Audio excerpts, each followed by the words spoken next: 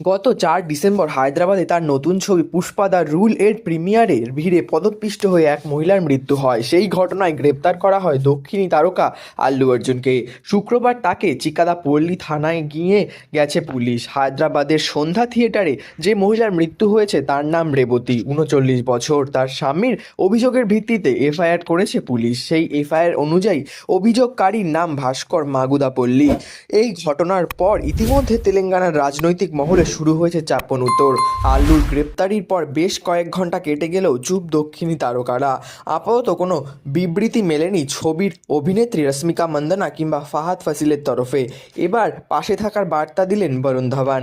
এমনিতেই বড় তারকাদের ছবি হোক কিংবা আনুষ্ঠানিক প্রচার, তাদের দেখতে অনুরাগীদের ভিড় উপচে পড়ে।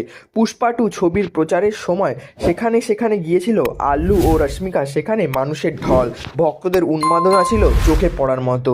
তবে ছবি মুক্তির দিন অভিনেতাকে এক ঝলক দেখার জন্য মানুষ যেন সব বাধা ভেঙে দেন, ঠিক যেমনটা হয়েছিল 4 ডিসেম্বর।